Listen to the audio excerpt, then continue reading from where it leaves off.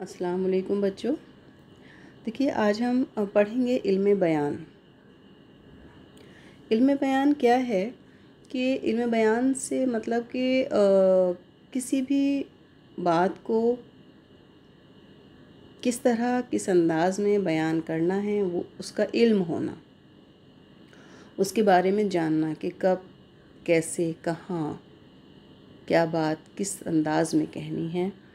यहाँ शायर का यहाँ किस एक शेर है, मीरानीस के एक बंद का है इसमें शेर ये। गुलदस्ते मानी को नए ढंग से बांधूं, एक फूल का मजमून तो 100 रंग से बांधूं। यानी एक गुलदस्ते को मैं कितने माने पहना सकता हूँ, कितने तरीक़े से बयान कर सकता हूँ। लफ्ज़ गुलदस्ता है और इसको मैं कितनी जगह इस्तेमाल कर सकता हूँ, कितने मानों में इस्तेमाल कर सकता हूँ, किस किस तरीक़े से इस्तेमाल कर सकता हूँ।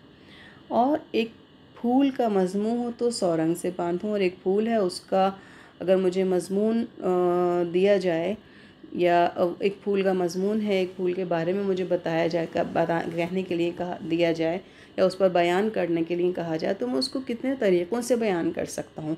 मुख्तलिफ़ अंदाज़ में, बहुत खूबसूरत अंदाज़ में, कई तरीक़ों से उनको बयान कर सकता हूँ। तो ये काम सिर्फ वही इंसान कर सकता है जो ज़बान का माहिर हो, यानी ज़बान पर क़ुदरत हासिल हो, महारत हासिल हो, और बयान करने में भी महारत रखता हो कि किस बात को कब, किस तरह, किस अंदाज़ में, कहाँ बयान करना है। ठीक है। किसी बात को दिलकश और पुरअसर अंदाज से कहने के बहुत से तरीक़े हो सकते हैं। ज़बान व बयान पर क़ुदरत हो तो कहने वाला एक ही ख़याल को नए अंदाज से अदा कर सकता है, इस खूबी से कि इसमें दिलकशी और असर भी रहे और इजाज़ व इख्तिसार भी। किसी ख़याल को पेश करने के बहुत से तरीक़े हो सकते हैं, जैसे तशबीह, इस्तिआरा, किनाया, मजाज मुरसल। इन्हें शेर और नस्र दोनों जगह इस्तेमाल किया जा सकता है। ये कह रहे हैं कि किसी भी बात को हम दिलकश और पुरअसर अंदाज में कह सकते हैं, लेकिन उसके बहुत से तरीक़े हैं। ठीक है। अब वो तरीक़ों में सबसे पहली चीज़ तो ये है कि कोई बात इस अंदाज़ से बयान करना कि वो पुरअसर भी हो, यानी सामने वाले पर उसका असर भी हो, असरअंदाज भी हो, और उसको अच्छी भी लगे, सुनने में भी अच्छी लगे, बोलने में भी अच्छी लगे, सोचने में भी अच्छी लगे, लिखने में भी अच्छा लगे। किसी भी और ये क्या आप ज़बान जानते हो, आप बयान करने का हुनर जानते हो अपनी बात, तभी आप ये काम कर सकते हैं और अपने ख़यालात को नए नए तरीक़े से बयान कर सकते हैं। बहुत मुख्तसर अल्फाज में, जामे अल्फाज में बयान कर सकते हैं अपनी बात को, और इस अंदाज़ से या इस खूबी से कि उसमें दिलकशी और असर दोनों मौजूद हों। तो ये ऊपर बात इन्होंने जो कही कि किसी बात को ख़याल को पेश करने के बहुत से तरीक़े हो सकते हैं, तो इल्म बयान की ये 4 रुकन भी यहाँ इन्होंने दिए हैं कि क्या हैं। तशबीह है, इस्तिआरा है, किनाया है, मजाज मुरसल है। तो तशबीह तो आपने 8th क्लास में पढ़ी थी, आपको थोड़ा बहुत याद होगी, और इस्तिआरा और किनाया और मजाज मुरसल ये आपके लिए नए हैं। हमारे सिलेबस में इस्तिआरा है और किनाया है, मजाज मुरसल नहीं है। तो हम जो वजाहत करेंगे वो तशबीह, इस्तिआरे और किनाए की करेंगे। इन्हें शेर और नस्र दोनों में इस्तेमाल किया जा सकता है, यानी नज़्म और नस्र दोनों में ये चारों चीज़ें इस्तेमाल हो सकती हैं। वो इल्म जिसके ज़रिए हम किसी बात को दिलकश और पुरअसर बनाते हैं, इल्म बयान कहलाता है, यानी खूबसूरत बनाते हैं अपने कलाम को, अपनी बात को, तो वो चीज़ इल्म बयान कहलाती है। मीरानीस के एक बंद के ज़रिए इल्म बयान का मफ़हूम वाज़ेह हो जाता है, यानी मीरानीस का ये एक बंद इन्होंने दिया है और इसके ज़रिए ये कह रहे हैं कि इसको आज जब आप पढ़ेंगे और समझेंगे तो आपको इल्म बयान का असल मतलब समझ में आ जाएगा कि क्या है इल्म बयान, क्या है। अब ये बंद क्या कहते हैं। तारीफ़ में चश्मे को समंदर से मिला दूँ, क़तरे को जो दूँ आप तो गौहर से मिला दूँ। ज़र्रे की चमक महरे मुनव्वर से मिला दूँ, खारों को नज़ाकत में गूले तर से मिला दूँ, गुलदस्ते मानी को नए ढंग से बांधूँ, एक फूल का मजमून हो तो 100 रंग से बांधूँ। कहते हैं कि एक चश्मा है पानी का, ठीक है, चश्मा आपको पता है ना, ज़मीन में से फूटता है चश्मा।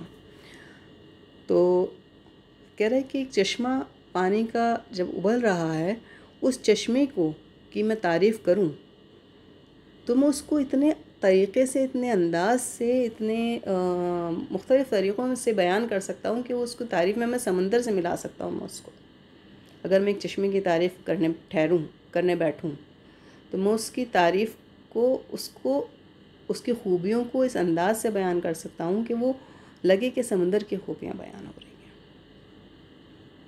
समंदर से मिला सकता हूँ मैं उसे अपने अल्फाज के ज़रिए, अपने बयान के ज़रिए।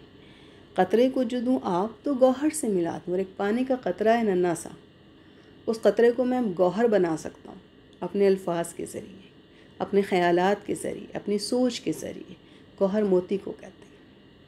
पानी की एक बूंद को शायर गौहर बना सकता है। देखिए शायर ने बताया है ना, वो रवीश सिद्दीकी की नज़्म है, आपने 8th क्लास में पढ़ी है, शबनम। वहाँ शायर शबनम को क्या क्या कहता है, कहीं मोती कहता है, कहीं सितारे कहता है, कहीं कहकशां रात के आंसू कहता है। तो ये तो ज़बान का माहिर है, जो वही ये काम कर सकता है, ठीक है। तो क़तरे को शायर ने कहा है कि मैं गौहर से मिला सकता हूँ। ज़र्रे की चमक महरे मुनव्वर से मिला दूँ। ज़र्रे की, मिट्टी का जो ज़र्रा है, वो जो चमकता है, उस चमक को मैं चाँद की रोशनी से मिला सकता हूँ। सूरज की रोशनी से मिला सकता हूँ। मेहरमानी सूरज, ठीक है। महरे मुनव्वर, एक चमकते हुए सूरज की तरह बता सकता हूँ मैं उस मिट्टी के एक ज़रा से ज़र्रे को। खारों को नज़ाकत में गुले तर से मिला दूँ, और कांटे भी देखे हैं आपने और फूल भी देखे हैं। तो कहता है कि मैं कांटों की तारीफ़ या कांटों का बयान करने पे जब आऊँ तो मैं उनको एक तरोताज़ा फूल से मिला सकता हूँ, तरोताज़ा फूल बना सकता हूँ मैं उनको अपने अल्फाज के ज़रिए, अपने बयान के ज़रिए। गुलदस्ते मानी को नए ढंग से बांधूँ, एक फूल का मजमून हो तो 100 रंग से बांधूँ। कि यही बात अब शायर ने यहाँ फिर कही कि गुलदस्ते मानी को, एक फूलों का गुलदस्ता है, उसको मैं कितने ढंग से बांध सकता हूँ। यानी आपने अक्सर देखा होगा फूल वालों के पास, उनके पास लिमिटेड फूल होते हैं और वो उन लिमिटेड फूलों से कितने तरह के गुलदस्ते बना देते हैं, किस किस अंदाज से बना देते हैं। तो हर इंसान अपने काम का माहिर होता है। तो यहाँ इल्म बयान की जो बात कर रहे हैं, तो ये शायर और अदीब जो हैं ये भी ज़बान के माहिर होते हैं, तभी ये शायर और अदीब बनते हैं। तो कहता है कि एक गुलदस्ता है, उसको मैं कितने माने पहना सकता हूँ, कितने ढंगों से उसको किस किस जगह इस्तेमाल कर सकता हूँ, किन किन मानों में इस्तेमाल कर सकता हूँ। एक फूल का मजमून हो तो 100 रंग से बांधूँ। एक फूल है, उसको मैं 100 तरीक़े से बयान कर सकता हूँ। उसकी तारीफ़, उसके हुस्न, उसकी खूबसूरती, उसके बारे में मैं मुझसे आप कितनी भी तरीक़े से पूछ लो, मैं हर बार एक नए अंदाज से बयान कर सकता हूँ उसे। इस बंद में एक रंग का मजमून हो 100 रंग से बांधना ही इल्म बयान है। यही चीज़ इसका निचोड़ है, यही इसकी कुल तारीफ़ निकल कर आती है कि किसी भी एक बात को या एक चीज़ को या एक लफ्ज़ को मुख्तलिफ़ अंदाज में इस खूबसूरती से बयान करना कि सुनने और देखने में भी अच्छा लगे, ठीक, और लिखने और पढ़ने में भी अच्छा लगे। इल्म बयान के बाद हमारे पास आती है तशबीह। तशबीह क्या है कि नाजुकी उसके लब की क्या कहिए, पंखुड़ी एक गुलाब की सी है। ये एक शेर है शायर का। नाजुकी उसके लब की क्या कहिए, पंखुड़ी एक गुलाब की सी है। इस शेर में लब लब का मतलब होंठ होता है। तो लब को गुलाब की पंखुड़ी की मानिंद बताया गया। मानिंद मतलब जैसा। क्या कहता है, नाजुकी उसके लब की क्या कही है, कि उसके होंठों की नज़ाकत का क्या कहना, कि पंखुड़ी एक गुलाब की सी है, कि ऐसे हैं जैसे गुलाब की एक पंखुड़ी। गुलाब की पत्ती आपने देखा है, गुलाब का फूल देखा है आपने, वो कितना नाजुक होता है कि एक इशारे से उसकी पत्ती पत्ती अलग हो जाती है। तो यहाँ शायर उस फूल की नज़ाकत का जिक्र करता है, कहता है कि उसके महबूब के होंठ जो हैं वो इतने नाजुक हैं, ऐसे नाजुक हैं जैसे गुलाब की पंखुड़ी। तो यहाँ किसी एक चीज़ को दूसरी चीज़ के मानिंद बताना तशबीह कहलाता है। तो यहाँ होंठों को गुलाब की पंखुड़ी के जैसा बताया गया है, इसलिए ये तशबीह है। आगे देखिए, तशबीह के 4 जुज़ होते हैं। ठीक है, मुशब्बा, मुशब्बा बे, वजह शुबा और हुर्फ़े तशबीह। मुशब्बा क्या है?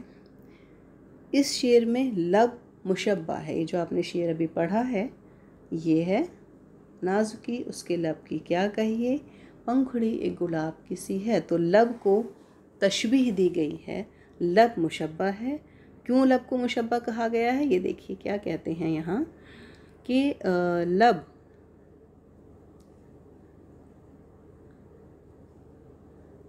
इस शेर में लब मुशब्बा है।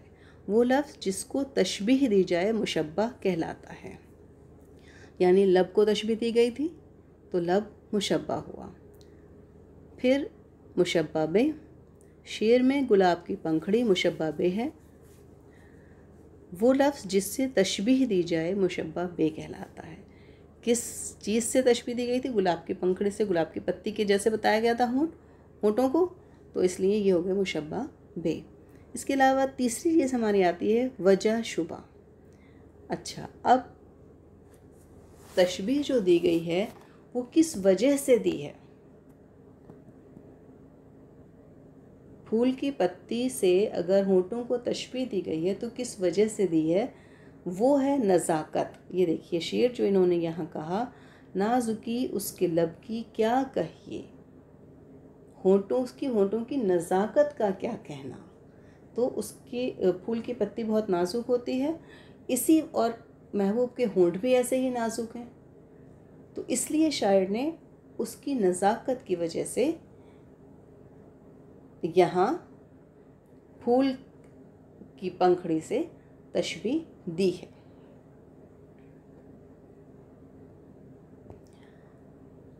कलाम में वो लफ्ज़ जो तशबीह की वजह ज़ाहिर करे वजह शुबा कहलाता है। ठीक है, उसके बाद चौथी चीज़ हमारे पास है हुर्फ़े तशबीह। मतलब इस शेर में लफ्ज़ सी आया है। ये देखिए, पंखुड़ी एक गुलाब की सी है। सी यानी उसके जैसी। यही कहा ना शायर ने कि महबूब के होंठों की नज़ाकत का क्या कहना, ऐसे हैं जैसे गुलाब की पंखुड़ी। ये मतलब निकल के आया। तो अब यहाँ हमने सी शायर ने इस्तेमाल किया है, तो यानी कि जैसे। तो सी आया यहाँ लफ्ज़, ये हुर्फ़े तशबीह है। ये लफ्ज़ जो है ज़ाहिर करता है तशबीह को। कलाम में वो लफ्ज़ जो तशबीह ज़ाहिर करे हुर्फ़े तशबीह कहलाता है। जैसे, ऐसा, वैसा, मानंद, गोया, यूं, सा, जैसा, सी, तरह वगैरह। ठीक, ये हो गई हमारी तशबीह। अब तशबीह के अक़साम हैं 2। अब पहले इसकी मिसाल एक और यहाँ देखिए दी हुई है। उसके दांत मोती की तरह चमकदार हैं। अब यहाँ किस चीज़ को तशबीह दी गई है? दांतों को। तो दांत क्या हुए? मुशब्बा हुए। ठीक है, और किस चीज़ से दी गई है? मोती से। मोती की तरह, मोती दांतों को दी गई मोती से। ठीक है, मोती वजह मुशब्बा बे हो गया। फिर इसकी किस वजह से दी गई है? क्योंकि मोती चमकदार है तो उसके दांत भी बहुत चमक रहे हैं। ठीक है, रोशन है, चमकदार हैं, तो उस वजह से दी गई है। तो यहाँ चमकदार आ जाएगा हमारा वजह शुबा। और वो कौन सा लफ्ज़ है जिससे तशबीह ज़ाहिर हो रही है? तरह। ठीक है, तो वो हो गया हुर्फ़े तशबीह। तशबीह की दो किस्में हैं, एक है मुफ़रद तशबीह और एक है मुरक्कब तशबीह। देखिए मुफ़रद तशबीह में एक बयान एक चीज़ को किसी एक चीज़ को एक चीज़ से तशबीह दी जाती है। मुरक्कब में एक से ज़्यादा चीज़ों को दो चीज़ें होंगी तो दो ही तशबीह इस्तेमाल की जाएंगी। मुफ़रद तशबीह पहले हम देख लेते हैं और मुफ़रद तशबीह बहुत इजी है, यही है जो हम अभी पढ़ रहे हैं, पहले हमने पढ़ी है। उसकी आवाज़ कोयल जैसी सुरीली है। ठीक है, ये एक जुमला है। अब कहते हैं इस जुमले में आवाज़ को कोयल जैसी सुरीली बताया गया है। कोयल की आवाज़ सुरीली होती है, कोयल जब कूकती है। एक चीज़ को दूसरी चीज़ के जैसा बताया जाए तो वो मुफ़रद तशबीह कहलाती है। ठीक है, यानी जैसे चेहरे को फूल, आफताब और आईने के जैसा बताया जाए। एक चेहरा है, चेहरे को हम कितने अल्फाज से इस्तेमाल करते हैं, लेकिन एक चेहरा है, उस चेहरे को हमने फूल भी कह सकते हैं, कह देते हैं, कभी हम आफताब भी कह देते हैं, आईना भी कह देते हैं। तो किसी एक चीज़ को किसी दूसरी चीज़ के जैसा बताएंगे तो वो मुफ़रद तशबीह होगी। दूसरी है हमारे पास मुरक्कब तशबीह। मुरक्कब तशबीह क्या है? पेड़ के वो सब्ज़ पत्ते, रंग मेरा उनमें लाल, जिस तरह काही दुपट्टे में किसी गुल रू के गाल। यहाँ शायरी कहता है कि जैसे पेड़ है, उस पेड़ के हरे हरे पत्ते हैं और उनमें एक लाल रंग का फूल खिला है। सोचिए ज़रा, इमेजिन कीजिए। और तो वो ऐसे लग रहे हैं कि जैसे कोई हसीन दोशीज़ा है और उसने काही रंग का दुपट्टा ओढ़ा हुआ है। काही रंग कहते हैं वो डार्क ग्रीन कलर जो होता है, और उसके गुलाबी गुलाबी सुर्ख सुर्ख चीक्स हैं, गाल रुखसार को कहते हैं, चीक्स को कहते हैं। तो ऐसा लगता है कि जैसे एक हसीन दोशीज़ा है, उसका लाल लाल चेहरा उस काही दुपट्टे में ऐसा लगता है जैसे एक पेड़ पर सुर्ख फूल। इस शेर में काही दुपट्टा और गुलरू के गालों का जिक्र किया गया है और इनको दो अलग अलग चीज़ों के जैसा बताया गया है, यानी पेड़ के सब्ज़ पत्ते और लाल रंग। ठीक है, पेड़ के पत्ते, काही दुपट्टा, पेड़ के पत्ते और लाल रंग वो गुलरू के गाल। एक बात को कहने के लिए दो चीज़ों का जिक्र एक साथ किया जाए और दो अलग अलग चीज़ों के जैसा बताया जाए उसे मुरक्कब तशबीह कहते हैं। यानी दो चीज़ें हों और दो ही चीज़ों से तशबीह दी जाए तो वो मुरक्कब तशबीह होगी। एक से ज़्यादा का जिक्र हो। इसके बाद हमारे पास आता है इस्तिआरा। इस्तिआरा आपके लिए नया है। रोशन जमाल यार से है अंजुमन तमाम, दहका हुआ है आतिशे गुल से चमन तमाम। यहाँ शायर क्या कहता है कि एक महफ़िल है और महफ़िल में अंजुमन मतलब महफ़िल और जमाल मतलब हुस्न खूबसूरती और यार से मुराद है महबूब। यानी महफ़िल है और महफ़िल में महबूब के हुस्न से पूरी महफ़िल रोशन है। दहका हुआ है आतिशे गुल से चमन तमाम, यानी महबूब के हुस्न से पूरी महफ़िल दहकी हुई है, महफ़िल की रौनक दोबाला हो गई है, खूबसूरती बढ़ गई है महबूब के आने से उस महफ़िल में। इस शेर के दूसरे मिसरे में लफ्ज़ आतिशे गुल आया है। देखिए आतिशे गुल, आतिश माने आग और गुल माने फूल, तो यहाँ आग का फूल से मुराद हुआ। ठीक है, यानी जलता हुआ फूल या दहकता हुआ फूल। तो सुर्ख या सुर्ख फूल, इसके माने हैं दहकता हुआ फूल या बहुत खूबसूरत फूल, लेकिन इस शेर में ये लफ्ज़ अपने असल माने में इस्तेमाल नहीं हुआ है। और खूबसूरत फूल इसलिए इन्होंने कहा कि दहकता हुआ, यानी जब आग जलती है तो आग के पास अगर कोई खड़ा हो जाए तो वो सुर्खी चेहरे पर आ जाती है, या आग मतलब उसकी जो तपिश है उसकी वजह से चेहरा सुर्ख हो जाता है। और सुर्ख रंग जो है वो सुर्खी खूबसूरती की अलामत समझा जाता है। आप खुद भी देखिए, आपको जब मेकअप वगैरह करते हैं तो चीक्स को हल्का हल्का सा रेड कि वो सुर्खी माइल कर लेते हैं उनको मेकअप करते वक्त, इसीलिए करते हैं कि वो खूबसूरत लगे। तो यहाँ जो खूबसूरती का ज़िक्र है, फूल को जहाँ जो खूबसूरत बताया गया है, दहकता हुआ, इसलिए बताया गया है कि सुर्ख रंग का फूल है तो वो खूबसूरत लग रहा है। लेकिन इस शेर में ये लफ्ज़ अपने असल माने में इस्तेमाल नहीं हुआ है, क्योंकि यहाँ तो मुराद महबूब से है, महबूब के हुस्न से है। यहाँ शायर ने अपने इसे मजाजी माने में इस्तेमाल किया है, यानी इससे मुराद, इस शेर से मुराद में शायर आतिश गुल से मुराद महबूब का हुस्न है। ठीक है, आतिश गुल जब हमने पढ़ा तो हमें अंदाज़ा हो गया कि यहाँ आतिश गुल से मुराद महबूब है, क्योंकि ऊपर वाले मिसरे में शायर ने महबूब के हुस्न का जिक्र किया है। ठीक है, कलाम में ऐसे अल्फाज का लाना जो अपने असल माने की बजाय मजाजी माने में इस्तेमाल हों और दोनों में तशबीह का ताल्लुक़ हो, इस्तिआरा कहलाता है। यानी दोनों चीज़ों में तशबीह का ताल्लुक़ होना चाहिए। जिसको तशबीह दी जाए, हाँ, असल माने के बजाय मजाजी माने में इस्तेमाल हो, असली माने में महसूस वो होना चाहिए और मजाजी माने में वो इस्तेमाल हो। इस्तिआरा लफ्ज़ मुस्तिआर से बना है, जिसका मतलब है उधार लेना। इसीलिए इस्तिआरे में लफ्ज़ अपने असल माने के बजाय किसी और माने में इस्तेमाल होता है। समझ में आया? इस्तिआरा और तशबीह ये दोनों वैसे अरबी के लफ्ज़ हैं।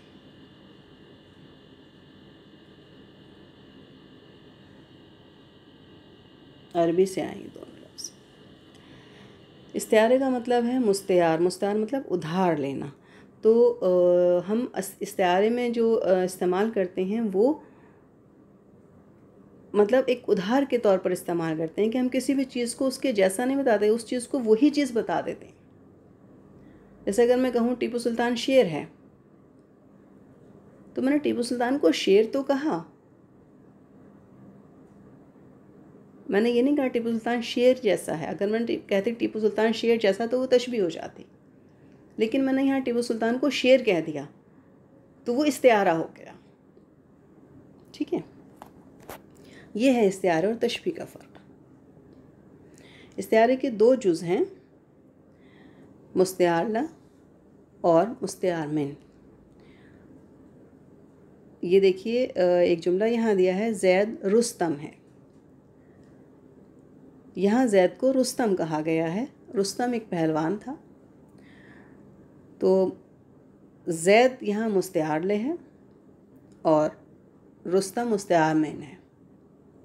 ठीक है, तो जिसको तशबीह दी जाए वो मुस्तिआर ले और जिससे तशबीह दी जाए वो मुस्तिआर मिन कहलाता है।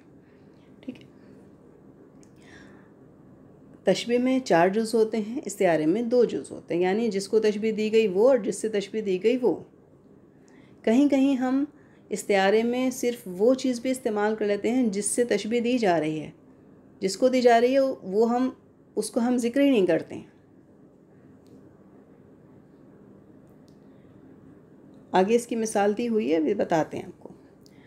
आमतौर पर इस्तिआरे में सिर्फ मुस्तिआर मिन का ज़िक्र किया जाता है, यानी जिस चीज़ से तशबीह दी जाती है सिर्फ उसी का ज़िक्र कर देते हैं। इससे मुराद वो चीज़ होती है जिसे तशबीह दी गई है, जैसे मीर हसन की मसनवी का शेर,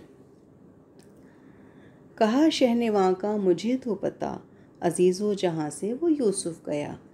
यूसुफ़ का यहाँ इस्तिआरा इस्तेमाल हुआ है, किसके लिए? देखिए, आप इस कहानी नहीं जानते हैं। यह है शहज़ादा बेनज़ीर है एक, और वो बहुत ज़्यादा खूबसूरत था। एक बादशाह, अभी आप 9th में पढ़ेंगे, आपकी किताब में है मसनवी सहरुल बयान का वो हिस्सा, शहज़ादा बेनज़ीर। शहज़ादा बेनज़ीर बहुत साल बाद उसकी पैदाइश होती है, तो बादशाह बहुत नजूमी वग़ैरह बिठाते हैं, वो सितारे वग़ैरह देखकर उसका किस्मत का हाल बताया करते थे उस ज़माने में। तो वो बताते हैं कि इस शहज़ादे के लिए 13 साल बहुत ख़तरनाक हैं और इसे खुले आसमान के नीचे नहीं भेज जाने देना। तो उसकी परवरिश महल में ही होती है। ज़ाहिर है बादशाह का बेटा था तो महल में उसे रखा जाता है, बहुत उसका ख्याल रखा जाता है। और इत्तेफाक ऐसा होता है कि एक दिन वो छत पे जाके सो जाता है और वहाँ से परी उसे उठा के ले जाती है। तो जब परी उसे उठा के ले जाती है तो यहाँ जब बादशाह को पता चलता है ये, तो बादशाह यहाँ ये कहता है, और वो शहज़ादा था बहुत खूबसूरत, बेहद हसीन। तो यहाँ तब बादशाह यहाँ कहता है कि मुझे वो जगह दिखाओ जहाँ से वो यूसुफ चला गया। अब यूसुफ बादशाह ने किसके लिए कहा? बेनज़ीर के लिए कहा,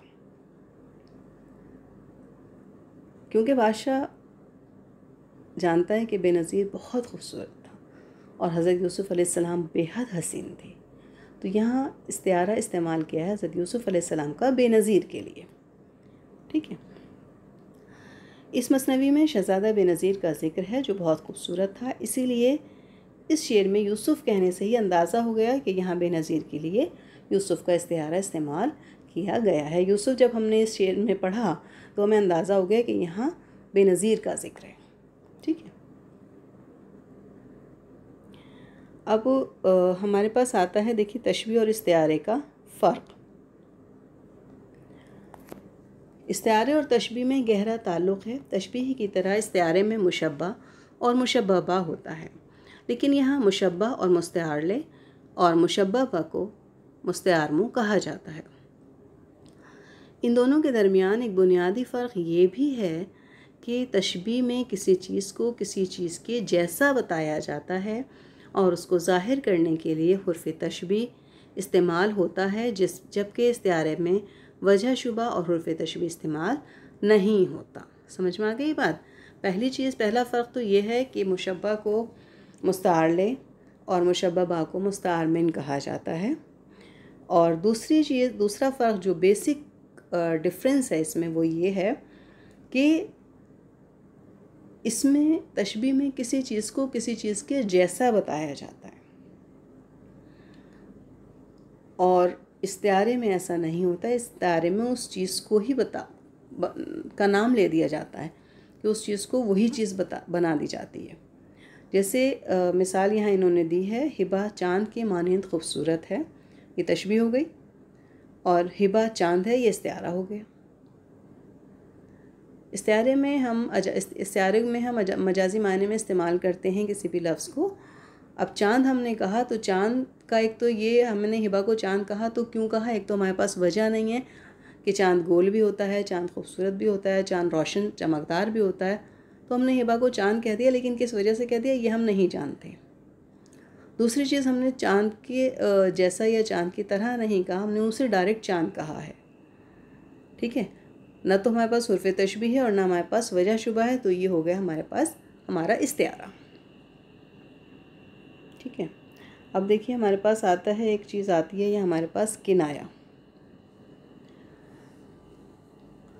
किनाए में इस चमन में तायरे कंपर अगर मैं हूँ तो क्या, दूर है सयाद अभी और आशियाँ नज़दीक। किनाया मतलब किसी चीज़ को, किसी बात को ढके छुपे अल्फाज में बयान करना। ठीक है। एकदम खुल के किसी को कुछ नहीं कहना, ढके छुपे अल्फाज में पोशीदा रख के कहना। ठीक है।